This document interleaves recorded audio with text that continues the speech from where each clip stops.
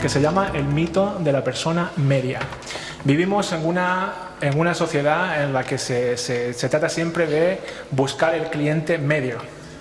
Una persona que tiene una cierta estatura, que es la media de todas las estaturas, tiene bueno, hasta le ponemos número a la inteligencia, lo cual es lo más absurdo del mundo, ¿no? Yo soy un 140, tú eres un 141, un 130, 120. Yo pienso que la inteligencia es mucho más complejo que un número, no puedes resumirlo todo en un número, ¿no? La historia es esta.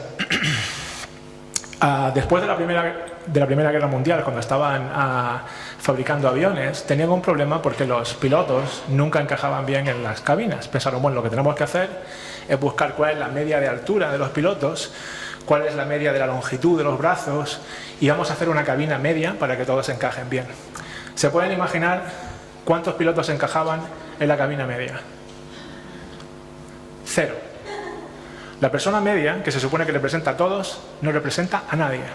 Es decir, si hubieran hecho la cabina específica para Pepito Pérez, al menos le funcionaría con Pepito Pérez y su hermano gemelo. Pero si haces la media, es que nadie es media. Entonces esa es la gran ironía. Piensas que la media representa a todos cuando la media no es estudiante medio. Nadie. ¿Qué significa? Significa que cuando uno se planta en una clase, se planta para el estudiante medio. Como si yo pensara que todos ustedes son iguales, que todos ustedes saben lo mismo y todos ustedes están entendiendo lo mismo. Eso no es cierto, ¿no? A los niños los evaluamos de la misma manera, poniendo el mismo examen. A todos les ofrecemos lo mismo. ¿Nunca le ha pasado que han conocido a gente que era muy inteligente pero no progresaba en los estudios? O gente que no es tan inteligente pero de repente se le da muy bien estudiar o se le da bien otra cosa. Esa gente con suerte, porque es gente a la cual se le ha ofrecido la educación en la manera en la que ellos la asimilan mejor. Pero no debemos de depender de la suerte. Tenemos que depender del amor que tenemos por todos los estudiantes, ¿no? Yo he descubierto muchas cosas de mí cuando era estudiante más joven, que pensando ahora, digo, si me hubieran explicado esto de otra manera, que eso lo vamos a ver en un momentito, si hubieran sido las cosas diferentes, me hubiera ido mucho mejor, sobre todo en la primaria y también en la secundaria, ¿no? Entonces ese es el mensaje básicamente, no existe el estudiante medio. El segundo problema, si podemos volver a la presentación, perdón. El segundo problema es que lo que hacemos es que, por ejemplo, en el caso de estudiantes de educación especial, la solución no es buena.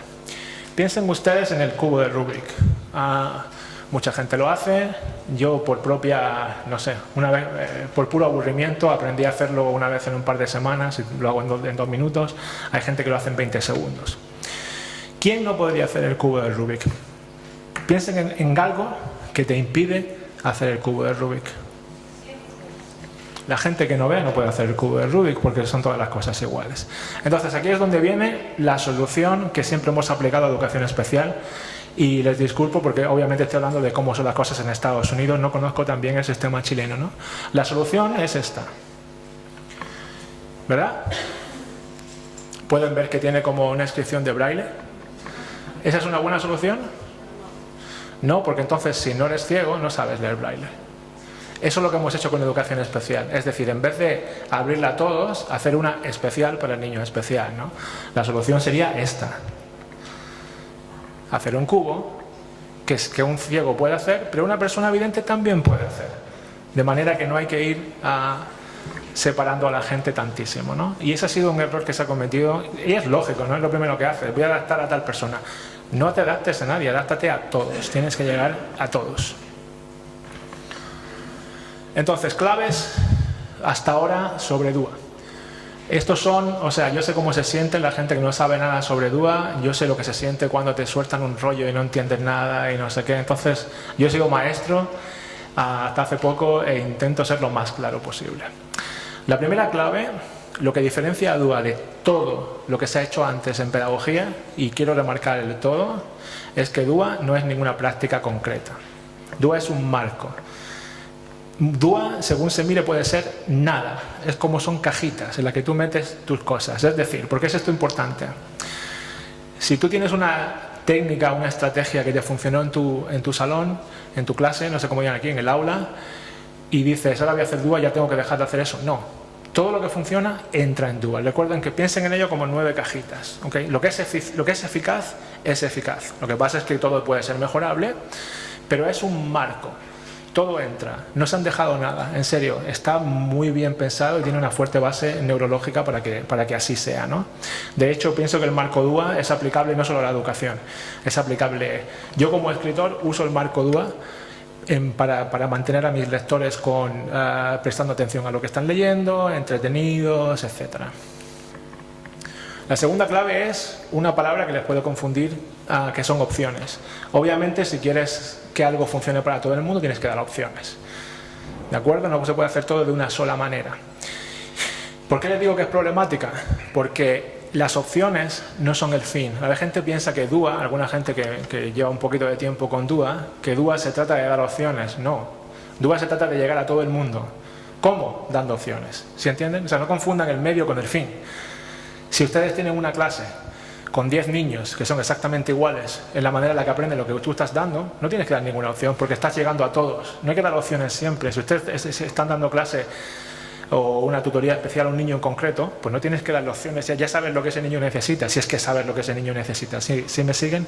O sea que las opciones no son el fin, las opciones son el medio para llegar a todos. Otra palabra clave en DUA son las barreras, de las que ya estaba hablando Boris antes. Si tú no ves, no puedes hacer el cubo de Rubik. Luego tu barrera es que no ves, los colores. Si te dan el cubo de Rubik con el braille, pero es completamente blanco, tu barrera es que no lees braille. Luego DUA se trata de tirar las barreras. ¿Ok? Y por último, repito, universal, es decir, a todo el mundo. Recuerden lo que le dije de mi mamá, amar a todo el mundo, a la persona que te está haciendo daño. El César amando a su hijo mientras lo está matando el bruto, ¿ok? Eso es a todo el mundo, no podemos ser elitistas. Educación y elitismo son dos palabras que nunca deberían ir de la mano. Entonces, como ven, todas las personas son diferentes y hay que adaptarse para que el mensaje llegue a todas, ¿no? Pero eso no es lo único. Todas las personas son diferentes y una misma persona, bueno, vamos a leer esto antes, a ver, no sé si han visto esto antes, ¿no? Lo que estaba diciendo de la evaluación. Para evaluarlos justamente, todos deben superar la misma prueba, trepar ese árbol. ¿Les parece justo? No es eso lo que estamos haciendo muchas veces en el tema de la educación. La gente es diferente con diferentes necesidades, habilidades, etcétera, ¿no? Y aparte de eso, de que hay mucha gente diferente, esto es lo que no se comenta demasiado. Es guapísima Scarlett Johansson, ¿eh? Una misma persona no es una misma persona. Ustedes no hacen las cosas de la misma manera todos los días. Ustedes no tienen las mismas necesidades todos los días. Mientras ustedes progresen con el marco DUA o aprendiendo algo, ustedes mismos van a cambiar. Luego está la diferencia entre las personas y la diferencia dentro de las personas, que también hay que... esto es como ya llegar DUA, ya llegar súper lejos, ¿no? Está muy bien ejemplificado en una historia que está en un libro de mi amiga Lori Nelson, que habla de que un rey encargó que le hicieran un camino para ir de la playa al castillo, ¿no? Entonces contrató a 3 arquitectos. Un arquitecto era muy deportista y sugirió el camino de las montañas, porque así vas haciendo ejercicio, etcétera, y te vas a sentir bien, entonces te vas a relajar cuando estás en el agua, etcétera. Luego había otro arquitecto o un ingeniero de caminos, en este caso, que buscaba lo práctico y hizo el camino directo a la playa. Y luego había un ingeniero que era muy poeta y lo que buscaba era la estética del camino. Entonces le sugirió un camino pasando por los jardines, etc. ¿Qué camino creen que eligió el rey? El rey eligió los 3 caminos. Porque tú eres una persona que unos días vas a tener ganas de hacer deporte, otros días vas a tener prisa por meterte en el agua y otros días te vas a sentir muy melancólico y vas a querer ir por los jardines. Luego recuerden, los estudiantes son diferentes, pero uno mismo también es muy variable dentro de sí mismo. Ahora sí, creo que este vídeo sí se va a escuchar. Vamos a ver una introducción a DUA. Bueno, antes de que empiece, en España no somos amigos de traducir y decimos UDL, por UDL en inglés, pero me refiero obviamente a DUA. Si escuchan UDL o UDL, ya saben que nos estamos refiriendo a DUA.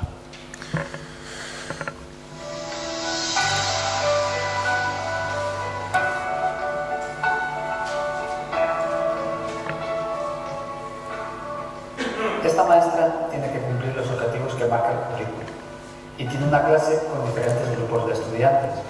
Lo mismo ocurre con este otro maestro y con esta otra, con la mayoría de ellos. En realidad, las investigaciones muestran que la manera en que cada uno aprende son tan diferentes como las huellas digitales. ¿Qué significado tiene esto para los profesores de hoy en día? Las clases son muy diferentes y, por lo tanto, el currículum debe diseñarse desde un principio adaptándose a la diversidad. El diseño universal para el aprendizaje es un enfoque gracias al cual los planes de estudios pueden reducir al mínimo las barreras y maximizar el aprendizaje de todos los estudiantes. ¡Guau! Esto es un concepto fantástico. Diseño universal para el aprendizaje. Vamos a analizarlo un poco más. Déjame pensar acerca de la palabra universal. Por universal nos referimos al plan de estudios que puede ser utilizado y comprendido por todos. Que en cada clase, cada alumno pueda adaptar sus conocimientos previos, sus puntos fuertes, sus necesidades y sus propios intereses. El currículum debe proporcionar auténticas oportunidades de aprendizaje para cada uno de sus estudiantes. Ahora, déjame pensar en la palabra aprendizaje. No es una única cosa. La neurociencia nos dice que nuestro cerebro tiene tres grandes redes. Una para el reconocimiento, el qué del aprendizaje. Una para las habilidades y las estrategias, el cómo del aprendizaje. Y una para la atención y la priorización, el porqué del aprendizaje. Los estudiantes necesitan participar del conocimiento, de las habilidades y ser entusiastas del aprendizaje. Y para ayudarlos, un currículum necesita de estas tres cosas. Pero todos los estudiantes son únicos y no sirve una única medida para todos. Entonces, ¿cómo podemos crear un currículum que motive y ayude a los diversos estudiantes? Y aquí es donde aparece la palabra diseño. Un diseño universal está planteado para ser flexible y acomodarse a todo tipo de usuarios, con o sin discapacidad. Si se diseña pensando en los que están en los límites, el diseño será beneficioso para todos. Los pasos rebajados y las rampas las usan las personas en silla de ruedas, pero también las personas que van con carros de la compra y aquellas personas que van en bicicleta. Los subtítulos de la televisión sirven para las personas sordas, pero también para las personas que están aprendiendo inglés, personas que están en el gimnasio y parejas que se duermen a diferentes horas. DUA cogió esta idea y la aplicó al diseño de un currículum flexible. DUA va más allá de la simple flexibilidad, porque necesitamos construir desde los apoyos y los retos. ¿Y cómo puede el enfoque de DUA conseguir que los objetivos de aprendizaje, la metodología, los materiales y la evaluación sirvan para todos? La primera pregunta que debes hacerte es: ¿cuál es mi objetivo? ¿Qué quiero que mis estudiantes conozcan y cómo conseguir que estén motivados para ello? Después, debes preguntarte: ¿qué barreras pueden interferir en los alumnos en la búsqueda de estos objetivos? Puedes eliminar las barreras usando los tres principios de DUA, creando maneras flexibles para que cada alumno pueda progresar de manera individual. Proporcionar múltiples formas de representación. Presenta los contenidos y la información en múltiples formatos y proporciona distintos apoyos. Usa gráficos y animaciones. Destaca las ideas principales. Activa conocimiento previo y proporciona un vocabulario de ayuda para los contenidos que estás enseñando. Proporciona múltiples formas para la acción y la expresión. Da a los estudiantes múltiples opciones para que expresen lo que ellos saben y proporciona modelos, feedback y apoyo para los diferentes niveles de competencia. Proporciona múltiples formas de participación. Lo que motiva a un estudiante no sirve con otro. Da a los estudiantes opciones que favorezcan sus intereses y su autonomía. Ayúdales cuando corran riesgos y a aprender de los errores. Si les gusta aprender, ellos persistirán en sus retos. Y recuerda, ten siempre presentes los objetivos de aprendizaje. Supera las barreras causadas por el currículum y mantén el nivel de desafío donde debes. Y esto es todo. Ok, un rápido repaso. Muestra la información de diferentes maneras. Permite a los estudiantes involucrarse en las tareas de aprendizaje y demostrar lo que ellos saben de diferentes maneras. Y ofrece varias formas de involucrar a los estudiantes y mantener su atención. Diseño universal para el aprendizaje proporciona oportunidades de aprendizaje para todos. Para más información sobre DUA, visita www.cas.org. Aunque hay que entender que esto tiene una base neurológica y esas son las zonas del cerebro que se activan cuando estás haciendo cada una de esas cosas. No me puedo extender mucho porque tenemos que terminar a las 9:30, pero fíjense que la motivación está en la parte central del cerebro, lo que rodea el corpus callosum, lo que antiguamente, en un paso evolutivo anterior, era el cerebro del reptil. Digamos que los animales son más emocionales que otra cosa. Y luego la parte más avanzada, por así decir, es como el cerebro ha ido creciendo a partir de ahí, ¿no? Luego es obvio que lo primero es lo que son las emociones, instinto de supervivencia, cuidar de los niños, etcétera. Eso es una parte intrínseca tuya, ¿no? Ese es el principio de motivación. Parte de representación y acción-expresión son diferentes áreas de los lóbulos del cerebro. Entonces, lo primero es que esto hay que leerlo de izquierda a derecha, ¿ok? Lo primero tiene que ser motivación, ¿ok? O compromiso. Si no tienen eso, no se preocupen de nada más. Es un buen punto de partida. ¿Qué quiero decir? Justo lo que decía Boris. ¿Por qué estoy en esta clase? ¿Por qué estoy aprendiendo esto? Si a mí esto no me interesa. Tienen que reclutar el interés de los estudiantes. No se preocupen de dar opciones, no se preocupen de otras historias. Si no están con ustedes, no sirve para nada, ¿no? Lo segundo es que cada uno de los pilares, tal y como lo tengo representado aquí, por eso no los quiero confundir, es de abajo arriba, pero también he visto el marco al revés, ¿ok? También he visto a veces que ponen justo volteado, ¿no? Autorregulación abajo, comprensión abajo, funciones ejecutivas abajo. Luego quiero que no se confundan con eso, porque no tenemos muchas veces los marcos son un poquito diferentes según de donde uno los saque, ¿no? Entonces, como dije, lo primero es motivación, lo segundo es representación y lo tercero es acción y expresión. Yo sé que esto es un poquito pesado. Vamos a deshacerlo un poquito más, ¿no? Digamos que el nivel de abajo, que en algunos marcos está arriba, sería el nivel de acceso. Eso es lo primero que tenemos que hacer. Vamos a verlo un poco. En lo que corresponde a motivación, tiene que captar el interés. Son los primeros 5 minutos de clase. Si ustedes no tienen a sus estudiantes los primeros 5 minutos de clase, olvídense. Tiene que captarlos, pero eso no es suficiente. Yo he conocido muchos maestros que son buenísimos, entretienen muchísimo, pero los niños no aprenden nada. Luego tampoco queremos eso. O sea, es bueno que le caigan bien a sus aprendices y es buenísimo que enseguida se metan, pero luego hay que mantenerlos. De eso ya hablaremos después, ¿no? Vamos a detenernos un poquito en el principio de representación porque está organizado mejor que ningún otro. Fíjense que a nivel de acceso en el principio de representación tenemos la percepción. Y eso es muy lógico. Si tú no puedes percibir la pizarra, ¿qué más te da que entiendas o que no entiendas, comprendas o no comprendas, ¿no? Luego, si tienen estudiantes que no ven bien, pues hay que buscar estrategias, ponerles en audio o sentarlos más cerca de la pizarra, todo ese tipo de cosas. Si siguen para arriba, lo siguiente sería la comprensión, ¿no? Donde proporcionar múltiples opciones para el lenguaje y los símbolos. Si tú eres un estudiante latino que llega a Estados Unidos y no habla inglés, tú ves las letras, pero no entiendes lo que pone, ¿no? Como mi cuñada cuando dijo que el baño era la 10.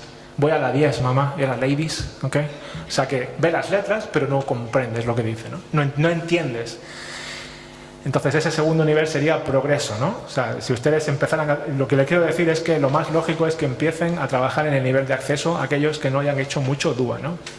Luego pasan al progreso y me mantengo con el ejemplo de la representación. Tienes que entender y lo último, el objetivo es comprender. No solo lo ves, no solo lo entiendes, sino que también comprendes. Relacionas con la clase que te dieron antes, relacionas con tu propia vida personal.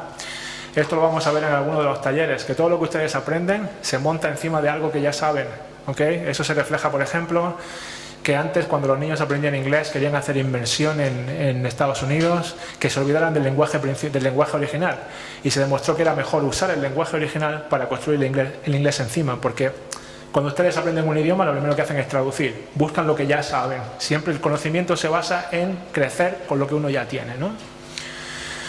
Y entonces, viendo un poquito más en 5 segundos cada cosa, si miran el principio de motivación de abajo arriba, lo primero es que los niños se interesen, 5 minutos de clase, 10 minutos de clase, después necesitan que mantengan ese interés y lo último que necesitan es que se autorregulen, que ellos sepan cómo mantener el interés, ¿no? sin que el maestro ya haga nada. Ya he explicado, yo creo que bien, el principio de representación, tienes que percibir para entender, para comprender. Y el principio de acción-expresión, tienes que darle oportunidades a los estudiantes para que se muevan, para que hagan cosas físicas, para que se comuniquen, y luego las funciones ejecutivas es muy parecido a la autorregulación, que ellos mismos sepan guiarse, sepan ser aprendices expertos, ¿no? Entonces, otra manera de ver esto... ok. Si se fijan, motivación, arriba, responde a la pregunta ¿por qué? ¿Por qué estoy aquí? Eso es una buena manera de entender DUA. Representación es lo que nos están enseñando. ¿Qué? ¿Qué nos están enseñando? Y acción de expresión es ¿cómo demuestro yo que he aprendido esto? ¿Se dan cuenta? ¿Por qué? ¿Qué? ¿Y cómo? Eso fue para mí lo que empezó a hacerme comprender el marco DUA. Esas tres preguntas arriba eran más poderosas que los cerebros, con los colores y con todo, ¿no? Entonces, digamos que el por qué, la motivación, es una cosa que hacen los educadores y los aprendices. Es decir, si nos regresamos atrás, para captar el interés, eso es algo que hace el maestro. Que mantengan el esfuerzo, eso es algo que hace el maestro, pero luego que ellos se autorregulen es algo que hacen los aprendices, los estudiantes, ¿no? Representación es lo que hacen los maestros, los educadores. ¿Cómo dan la clase? Ha llegado a todo el mundo. Ahí los estudiantes no es que sean pasivos, están aprendiendo, pero eso más que nada se basa en lo que hace uno como educador. Y el último es lo que hacen los aprendices, lo que hacen los estudiantes, cómo te demuestran lo que han aprendido, ¿no? Diferentes tipos de exámenes, diferentes cosas que se pueden hacer, etc. Luego eso es otra manera de entender el marco. ¿Por qué escuchar a los estudiantes? Esto es otra parte fundamental de DUA. Ellos tienen que ser los aprendices expertos y tienen que escucharlos, ¿ok? Primero porque, vamos a ver, ¿ustedes conocen lo que es eso? Un 45 de música, ¿ok? Se puede ver casi quién sabe y quién no sabe. Yo tenía unos cuantos de esos. ¿Conocemos esto? Esto es una cinta de cassette. ¿Conocemos esto? ¿Se acuerdan cuando eso parecía de ciencia ficción y ahora parece una cosa más... ¿ok? Los primeros reproductores de MP3, de MP3, ¿ok? Que ya nadie tiene. Luego estaban los iPods, que era... ¡wow! Y ya nadie los tiene. Y ahora pues... oh my God, todo está ahí. Absolutamente todo está ahí, ¿no? Luego estos, digamos que han pasado, ¿qué? 30 años o 40 años desde que estaba el primero. Sin embargo, si ustedes miran un salón de clases de hace 40 años y un salón de clases de ahora, no ha cambiado casi nada. Nos estamos equivocando muchísimo. Si queremos hacer las cosas iguales, cuando han cambiado tanto las cosas, los estudiantes tienen otras necesidades y hay que escucharles. Es súper importante, sobre todo para el primer principio de DUA. ¿Ok? ¿Ven la diferencia? Lo mismo pasa en DUA. La causa de todos los problemas del mundo, todos, menos incluso los desastres que tenemos del medio ambiente, etcétera, vienen de un déficit en la educación. Piensen en cualquier persona, todo viene de un problema en la educación. Es súper importante. La razón por la que los gobiernos no invierten tanto en educación es porque cuando inviertes en educación, los beneficios de esa educación te llegan en 20, 30 años y las elecciones son cada 4 años. Nunca es una... Es lo mismo que pasa con el calentamiento global. Vamos a hacer un esfuerzo muy grande ahora del que se van a beneficiar nuestros nietos. La gente no piensa, no tiene esa mentalidad. Ese es el gran problema de la educación, ¿ok? Un país... Y también hay muchos gobiernos que no quieren tener una masa de gente educada, porque una masa de gente educada es difícil de gobernar, ¿verdad? Luego, recuerden, no se casen si no se quieren divorciar, eduquen a los niños si quieren un buen futuro.